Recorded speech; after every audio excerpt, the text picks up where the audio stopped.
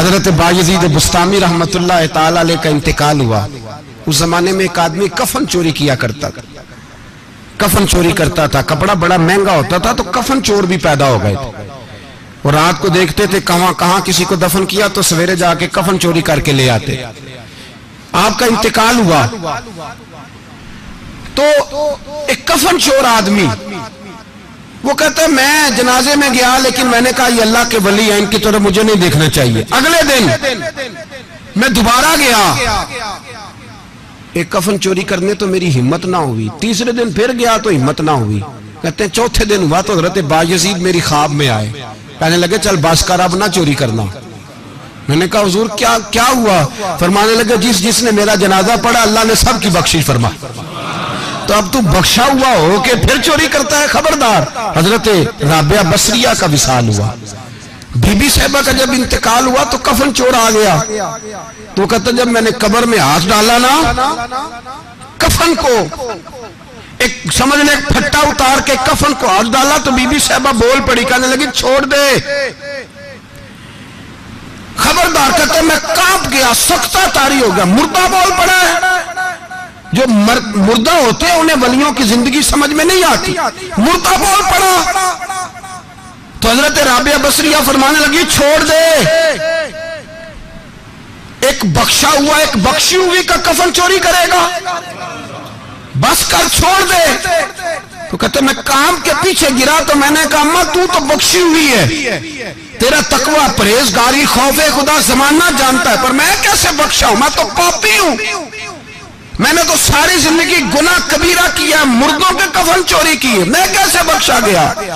تو اماں کہنے لگی بولے کل جس نے بھی میرا جنازہ پڑھا ہے رب کریم نے سب کی بخشش فرما دی ہے. بخشے گئے سارے جنازے میں آنے والے. اللہ اپنے بندوں کو یہ شان عطا فرماتا ہے. میرے حضرت قبلہ عالم دوستو, دیانتداری سے کہتا ہوں, مسجد میں بیٹھا ہوں اس وقت, اگر وہ والی سیرت جو کتابوں میں ہم ولیوں کی پڑھتے ہیں وہ اگر کسی شخص میں پائی جاتی ہیں تو وہ میرے شیخ میں پائی جاتی ہے, میرے حضرت میں. ابھی آپ جب آئے لوگ کہتے ہیں آپ کی آخری ملاقات کب ہوئی, تو میں کہتا ہوں آخری ہوئی نہیں, کبھی نہ کبھی ہوگی. یہ کیسے ہو سکتا ہے؟ مالی دا کام پانی دینا, پھل پکے ہون یا کچے, پیر مریداں دے سر تے رہندا ہے, وہ جھوٹے ہون یا سچے. ہماری تو ملاقات آخری کی, ہم تو جنت میں بھی کٹھے رہیں گے, ان کے قدموں میں رہیں گے, اور ہم اللہ سے دعا مانگتے ہیں جنت میرے کس کاری جتھے یار نظر نہ آوے, او دوزخ میں لکھ بہشتان جتھے سونا آوے جاوے, تو وہاں بھی کٹھے ہوں گے. میں ابھی آخری دفعہ جب گیا تو یہ عزیزم ابرار بھی میرے ساتھ تھے, اجازت ہی 2 لوگوں کو ملی وہاں تک جانے کی, آپ کراچی تشریف فرما تھے, وہ میرے ساتھ تھے. 2 گھنٹے ہم بیٹھے رہے, بے خبر ہو جو غلاموں سے وہ آقا کیا 6, 7, 8 گھنٹے انتظار کرنا پڑا, شکن بھی نہیں آیا. نکاح جی کہتے ہیں اسے بٹھاؤ. تو بندہ کسی جگہ کا اپنے آپ کو کتا بھی کہے تو کتے تو بیچارے ساری دیہڑی باہر بھی نوکری کر جاتے ہیں, یہ بھی نہیں کہتے میں نے اندر آنا ہے, وہ تو کبھی کہتے ہی نہیں. انہوں نے کبھی کہا ہے بندہ سگ بھی کہلائے اور پھر وہ ڈیوٹی بھی اور طرح کی کرے, نوابوں جیسی ڈیوٹی کرنا اور بات درویشی اور غلامی کی کرنا, یہ کیسے 2 باتیں تو نہیں ہوتی, بات تو ایک ہوتی ہے. جڑیاں خسماں دی ویچن عذاب وسن بھاگ جاگ جاندے ہو نہ گولیاں دے. کئی گھنٹے انتظار کیا تو کئی لوگ آئے, حضرت کب آئیں گے, چلے گئے. کئی آئے تو وہاں ایک مولانا بوڑھے بیٹھے تھے, مولانا اسرائیل ان کا نام تھا, تو مجھے کہنے لگے مولانا آپ نے نہیں جانا. میں نے کہا جی ہم نے کہاں جانا ہے, ہم تو یہاں رہنے کے لیے آئے ہیں. جب ان کی 1-2 شخص نے تھوڑی سی میرے اوپر تنقید کی نظر بھی ڈالی کہ یہ کب سے آیا ہے, تو کچھ ہوتا تو ملاقات نہ ہوتی, اور ہم ہیں بھی نہیں, ہم کچھ بھی نہیں. ہمارا تو 4تھے درجے کے نوکروں میں نام آ جائے تو بڑی بات ہے. 4تھے درجے کے نوکروں کو بھی کس میں ہوتی ہے نا, ایک سیکٹری ہوتا ہے, ایک چوکیدار ہوتا ہے, ان کے پاس بھی چابیاں وابیاں ہوتی ہیں, ایک بار والا ہوتا ہے, ایک 4تھے 5ویں درجے کا نوکر ہوتا ہے جس کو کبھی کبھی بتایا جاتا ہے چل گاڑی دھو دے, چل تو آ جا. ہم تو 4تھے درجے کے نوکر بننے کو بھی بھائی بڑے تیار ہیں اور ایمانداری سے تیار ہیں, وہ رکھ لے بس مہربانی. تو حضرت بیٹھے رہے, دیر ہو گئی, تھک جاتا ہوں, تھک گیا. بات آگے نکل گئی. اب بیٹھے تھے تو تنہائی تھی. مجمع ہوا نا جب مجمع پار محفل پہ حضرت ہمیں نہیں ملے, بار سیدھے مجلس پہ کئی سالوں کے بعد ملاقات ہوئی. چر ہویا مینو ترلے لیندے کدی موڑ میرے ول واگاں, خواب میری ایک وار جے آویں میں ساری عمر نہ جاگاں. دیر ہو گئی, میں بڑا ترسا ہوا بیٹھا تھا. کئی گھنٹے بیت گئے, بیٹھے رہے. مرضی ہے نا جی, یہی راس بولے تھے, وہ دی مہربانی. تو دیر کے بعد جب وہاں پہنچے نا اسٹیج پہ سامنے حضرت کے پاس, حضرت سٹیج پہ آ گئے تو میری طبیعت ہے کہ میں جب اپنے شیخ کے پاس بیٹھتا تھا تو سب سے پیچھے بیٹھنے کی کوشش کرتا تھا, اس لیے کہ بڑھ بڑھ کے آگے ہونا کمال نہیں. کو پکڑ کے آگے کرے تو پھر بھی تھوڑی سی نوکری قبول ہونے کی بات سمجھو. پیچھے بیٹھ گئے ہم لوگ, میں بھی اور ابرار بھی, ہم پیچھے بیٹھ گئے. اب وہاں علماء اور مشائخ کا ڈھیر لگا ہوا تھا. حضرت کی نظر بظاہر خاصی کمزور ہے, لیکن جب بیٹھے تو یہ میرے ساتھ موجود تھے, آپ گواہی لے سکتے ہیں. حضرت نے فوراً نقیب محفل سے کہا کہ وہ پیچھے بیٹھا اسے تو آگے بلاؤ. تو میں جب اٹھا نا تو آپ یقین کریں میرا دل کرتا تھا پھاڑ ڈالوں کپڑے اور میں یہاں لوگوں کو بتاؤں کہ بے خبر ہو جو غلاموں سے وہ آقا کیا ہے.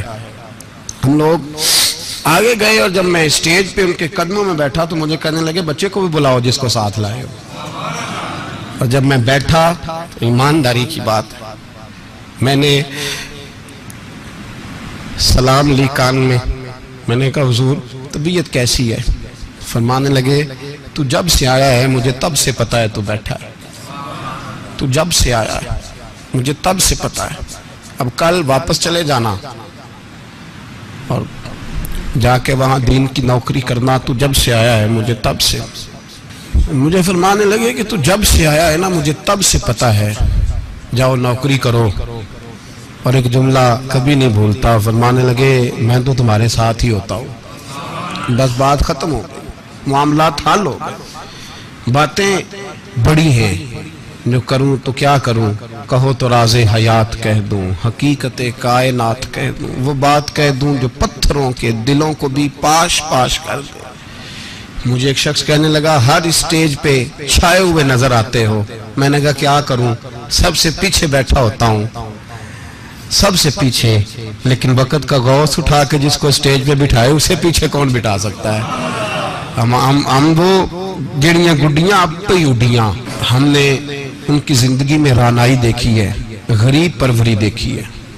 میں اتنا بڑا نذرانہ نہیں کبھی ان کو دے سکا. میں کسان کا بیٹا ہوں, میں تو ابھی 9th کلاس میں تھا, میرے ابا جی پردہ کر گئے تھے. میں نے بڑی غربت میں وقت گزارا ہے, لیکن مجھے ان کے عرب اور کھرب پتی مرید ہیں. کھرب وہاں لوگ کروڑوں روپیہ لے کے لائنوں میں کھڑے ہوتے ہیں. میں غریب باپ کا بیٹا اور مستعار زندگی, لیکن میں نے انہیں عزت دیتے دیکھا ہے. میں نے دیکھا ہے وہ قریب بلانے والے, وہ پیار کرنے والے.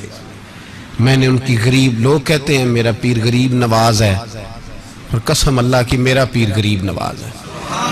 میں نے غریب نوازی دیکھی ہے, میں نے وہ رنگ دیکھا ہے, میں نے وہ جلوہ دیکھا ہے.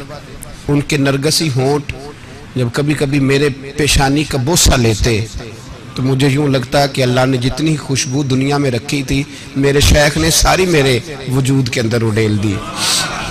بریلی سے جب میری واپسی تھی اور میں پلٹ رہا تھا تو میں ملاقات کرنے گیا. میری طبیعت میں یہ رانائی تھی کہ خدا خیر کرے, میں پلٹ رہا ہوں. میں ملاقات کر کے جب واپس باہر آ گیا, میرے ساتھ ایک شخص تھا تو مجھے پھر بلایا.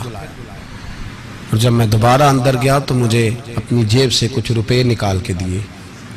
فرمانے لگے یہ خرچ ہے آنے جانے کا, اور کبھی محسوس نہ کرنا.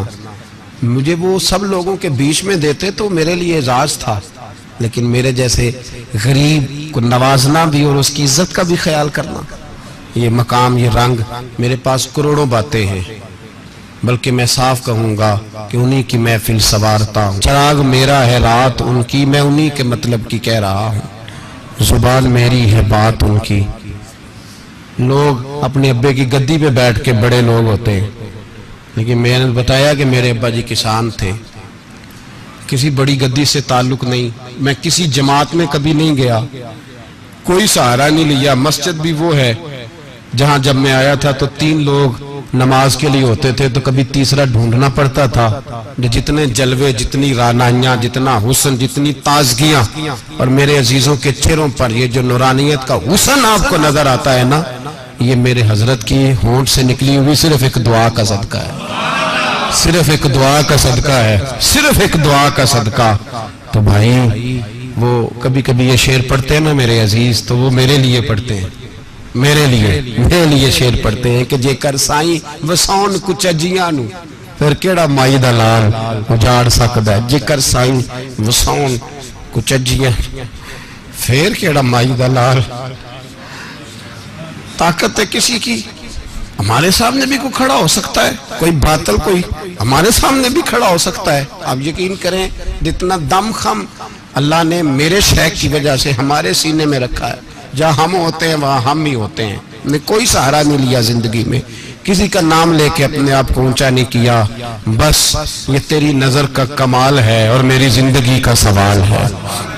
اور اس نظر پہ میں نے کہا مریں گے تو کفن پہ بھی نام لکھائیں گے، اور مریں گے تو قبر پہ کتبہ بھی تیرے نام کا لکھائیں گے، اور یہی جلوے لے کر کے انشاءاللہ جائیں گے، اسی نام سے پہچانے جائیں گے، اور انشاءاللہ وہاں بھی غلاموں کا رنگ نرالا ہی ہوگا۔